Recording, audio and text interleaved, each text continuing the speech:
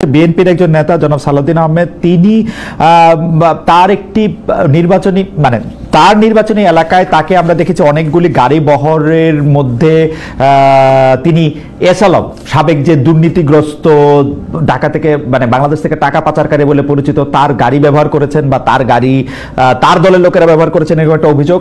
এখনকার অভিযোগ হচ্ছে জনাব সালাউদ্দিন আহমেদের ছেলে তিনি এস আলম সাহেবের অফিসে বসছেন বা এস আলমের সাথে একটি সম্পর্ক রাখছেন। এই ব্যাপারটা আপনারা আসলে কিভাবে দেখছেন?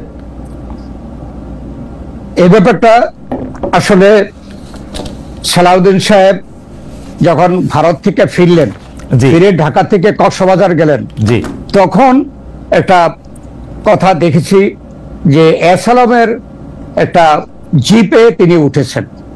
পরবর্তীকালে তিনি ব্যাখ্যা দিয়েছেন যে তিনি জানতেন না এটা এস আলমের জিপ, এতটুকুই শেষ। কিন্তু এর পরের যে অভিযোগ করলেন এটা আমার জানা নেই, আমরা এই ব্যাপারে জানিও না। ওকে, এটি অভিযোগ এসে আসছে। এবার একটু জামাতে ইসলামের প্রসঙ্গে আসি। অগাস্টের পট পরিবর্তনের পরে বিএনপির সঙ্গে জামায়াতের দূরত্ব বেড়েছে অনেকটা। আপনাদের নেতারা জামায়াতকে মুনাফেক যেমন বলেছেন, তেমনি জামায়াত নেতারা বিএনপির বিরুদ্ধে বারবার চাঁদাবাজি, তেলবাজি, জবরদখল নানা অভিযোগ সামনে আসছেন। জামায়াত প্রসঙ্গে আপনারা বারবার বিভিন্ন বিষয়গুলি একদম স্পষ্ট করেছেন। এদিকে আবার জামায়াতের শীর্ষ নেতারা গিয়ে লন্ডনে বেগম খালেদা জিয়া এবং তারেক সাহেবের সাথে দেখা করে এসেছেন। এটি একটি অদ্ভুত পরিস্থিতি। আপনি একটু বলবেন কিনা যে বিএনপির প্রধান শত্রু যে এখন জামাত মনে হচ্ছে পলিটিক্যালি, এইটা কি আসলে একটা স্টেজ গেম? পরে দিয়ে গিয়ে আওয়ামী লীগ যেমন একটা হাসি খুশি বিরোধী দল জাতীয় পার্টিকে সৃষ্টি করেছিল, বিএনপিও কি জামায়াতের সাথে ওরকম একটা টাইয়ের সঙ্গে আছে না? জামাতের সঙ্গে সত্যি বিএনপির কিছু দূরত্বও আছে আসলে। আসলে 5ই আগস্টের পরে এই দেশে যে রাজনৈতিক দলগুলো আছে এবং নতুন রাজনৈতিক দল হয়েছে, তারা আমাদের বিশ্বাস যার যার অবস্থান থেকে তারা কিন্তু কাজ করছে আগামী নির্বাচনে তারা নির্বাচনে যাওয়ার জন্য। এখানে এখন পর্যন্ত আমাদের মধ্যে কোনো ঐক্য সৃষ্টি করা বা একে অপরে কোয়ালিশন করা বা কে বিরোধী দল হবে এইসব ব্যাপারে এখনো চিন্তা ভাবনা করার সময় আসেনি। আমরা সরকার থেকে চাচ্ছি তারা দিন তারিখ ঘোষণা করার পরে হয়তোবা এই সকল বিষয় নিয়ে আলাপ আলোচনা হতে পারে। আর এখন আমাদের বিশ্বাস হচ্ছে প্রত্যেক রাজনৈতিক দল তারা নিজের নিজের অবস্থান থেকে আগামী নির্বাচনের জন্য প্রস্তুতি নিচ্ছে এবং নির্বাচন ঘোষণা করার পরে এটা চূড়ান্ত হবে বলে আমার বিশ্বাস। ওকে, আমরা আজকে দেখেছি যে 71-এ মানবতা বিরোধী অপরাধের মামলায় মৃত্যুদণ্ডের রায় বাতিল করে জামাত ইসলামের নেতা এটিএম আজহারুল ইসলামকে বেকসুর খালাস দিয়েছে সুপ্রিম কোর্টের আপিল বিভাগ। এ নিয়ে জামাতে ইসলামী উচ্ছ্বাস প্রকাশ করছে।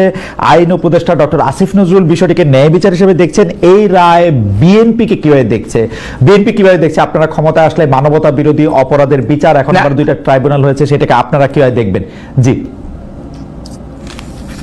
আজকে এই ব্যাপারে উচ্চ আদালতে রায় হয়েছে। আমরা এরপরে কিন্তু বিএনপি এই ব্যাপারে আলাপ আলোচনা করতে পারি নাই, তাই আমি ব্যক্তিগতভাবে কোনো মন্তব্য করতে চাই না। আর বিশেষ করে উচ্চ আদালতের একটি রায় সম্পর্কে আমরা যেখানে উচ্চ আদালতকে সকল আদালতকে স্বাধীনভাবে কাজ করার পক্ষে, সেখানে আমি এখনই কোনো মন্তব্য করতে চাই না।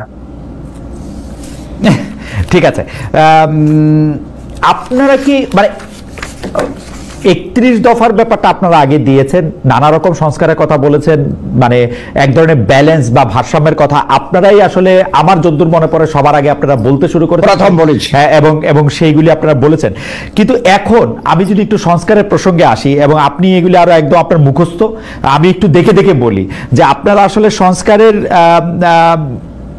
যে বিষয়গুলো বিএনপির অন্তত আমার কাছে মনে হয় যে বিরোধিতা করার দরকার নাই, কিন্তু সেগুলির ব্যাপারেও আপনারা সাংঘাতিক বিরোধিতা করতেছেন। আপনি যদি আপনার কাছ থেকে যদি একটু শুনি যে একটু অল্প অল্প করে যে সেগুলি কেন, যেমন ধরা যাক প্রধানমন্ত্রী 2বারের বেশি হতে পারবেন না, আপনারা এটাতে আপত্তি কেন জানাচ্ছেন? প্রধানমন্ত্রী 2বারের বেশি না হতে পারাটাই তো আসলে একটা রাজনৈতিক যে অঙ্গনের যে স্বাভাবিক চলমান বা স্রোতধারার মতো চলমান, সেটাই তো হওয়া উচিত, তাই না?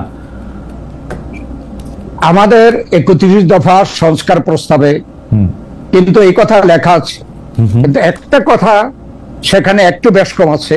পরপর আমরা লিখেছি পরপর 2 টার্ম, এর পরপর 2 টার্ম। জি, এখন পরপর 2 টার্মের পরে আর হতে পারবে না। হ্যাঁ, এখন যদি দেশের পরিস্থিতি এমন হয় যে কেউ 2 বার প্রধানমন্ত্রীর পরেও তার ডিমান্ড থাকে, দল তার পপুলার থাকে, একটা গ্যাপ দেওয়ার পরে আবার যদি দল তাকে পছন্দ করে, তো এটা স্বাধীনতা রাখার জন্য আমরা বলছি পরপর। যেমন আমেরিকায় বর্তমানে যে প্রেসিডেন্ট, সেও কিন্তু এক সময় প্রেসিডেন্ট ছিল, কিন্তু পরের বছর এসে আর সে দাঁড়াতে পারে নাই। পরপর 2 বছর পরে আবার সে নতুন করে ইলেকশন করেছে, জনগণ তাকে দাঁড়াতে পারে, নির্বাচিত ফেল করেছে। করছে, উনি পাস করে নাই, ফেল করছে, হ্যাঁ ফেল করছে, যাই হোক, দাঁড়াইছিল কিন্তু তো ফেল করছে। ও দাঁড়াইছে, ফেল করছে। যাই হোক, এরপরে এসে আবার সে কন্টেস্ট করে জনগণই ভোট দিয়েছে, তার জন্য সে নির্বাচিত হয়েছে। তা আমাদের কথা ছিল যে পরপর 2 টার্ম প্রধানমন্ত্রী থাকার পরে সঙ্গে সঙ্গে আরেক টার্মের জন্য হতে পারবে না। এরপরেও যদি জাতির প্রয়োজন থাকে তখন সেটা দেখা যাবে। প্রধানমন্ত্রী দলীয় প্রধান, মানে আপনারা চাচ্ছেন যে প্রধানমন্ত্রী 2 বারের বেশি যদি পরপর হওয়ার পরও যদি তার আর ডিমান্ড থাকে, তাহলে সে আবার এটা হইতে পারবে, এরকম একটা জায়গায় আপনারা রাখতে চান। কিন্তু আমার কাছে মনে হয় যে যেই কারণে আমরা ফেসিস্ট বলি শেখ হাসিনার পক্ষে, যেমন আপনিও শুনেছেন, এবং আওয়ামী লীগের পক্ষ থেকে 2041 সাল পর্যন্ত প্রধানমন্ত্রী থাকবেন বা আওয়ামী লীগ থাকবে, এরকম একটা, তো ওইটা তো আসলে একটা স্বাস্থ্যকর, মানে হয় কি আসলে খুব বেশি হেলদি পলিটিক্যাল প্র্যাকটিস কি হয়? না, সেটা হয় না। শেখ হাসিনার 2041 সাল পর্যন্ত থাকার ঘোষণা আর আমাদের এই ঘোষণার সাথে কিন্তু অনেক তফাৎ। পরপর 2 টার্ম জনগণ যাকে নির্বাচিত করবে তার পপুলারিটি থাকলেও আর পরের টার্মে সে দাঁড়াইতে পারবে না। ওকে, এখানেই তো ব্যালেন্স করার জন্য আমরা এই প্রস্তাবটা রেখেছি। আচ্ছা, 2 নম্বরটা হচ্ছে প্রধানমন্ত্রী দলীয় প্রধান হতে পারবেন না, বা প্রধানমন্ত্রী সংসদ নেতা হতে পারবেন না। এই দুটি বিষয়ে একটা সংস্কার, একটা প্রস্তাব ছিল, এই দুটি বিষয় আপনারা মানা করেছেন। এর পেছনের কারণও যদি 2-1 লাইনে বলতেন যে প্রধানমন্ত্রী দলীয় প্রধান থাকার দরকার কি? সংসদ নেতা থাকেন, কিন্তু মানে এটাও আমি মনে করি যে এটা প্রধানমন্ত্রী সংসদ নেতা হতে পারবেন না, এটা খুব যৌক্তিক প্রস্তাব নাও মনে হইতে পারে, কিন্তু প্রধানমন্ত্রী দলীয় প্রধান থাকার দরকার কি? এটা আমরা প্রস্তাব করেছি। আচ্ছা, এটা নিয়ে জাতীয় ঐক্যমতের যে আলোচনা চলছে, সেখানে এই বিষয়টিও আলোচনায় আছে। তবে আমরা বলতে চাচ্ছি, বর্তমানে যে দেশের অবস্থা, যিনি প্রধানমন্ত্রী হবেন তিনি যদি দলের প্রধান না থাকেন, দলীয় যে সাংগঠনিক ডিসিপ্লিন সেটা নষ্ট হয়ে যেতে পারে।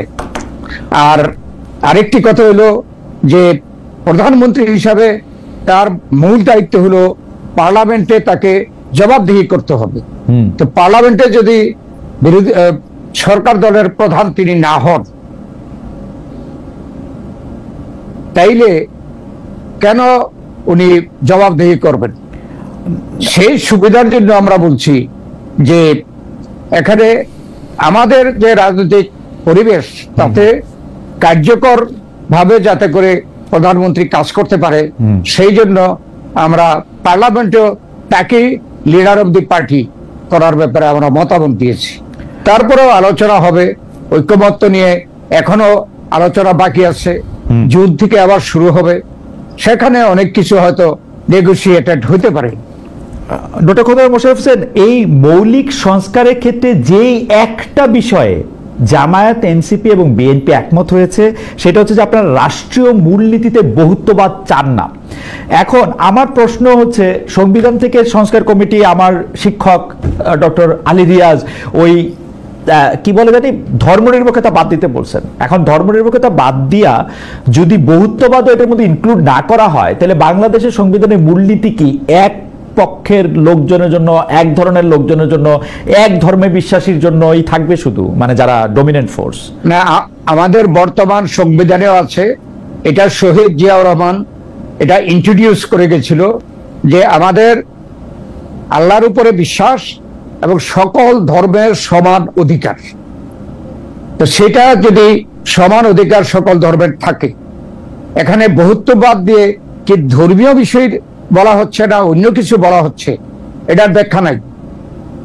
তাই আমরা বলছি যে সংবিধানে এখন যেভাবে আছে আল্লাহর উপরে বিশ্বাস, যেহেতু 91% মুসলমান এই দেশে, তো সেই জন্য তাদের যে রাষ্ট্রীয় মূলনীতিতে থাকবে হচ্ছে আল্লাহর উপর বিশ্বাস, সর্বশক্তিমান আল্লাহর উপর বিশ্বাস, এবং তো সঙ্গে সঙ্গে আছে সকল দলের সমান অধিকার। সর্বশক্তিমান আল্লাহর প্রতি বিশ্বাস তো তাহলে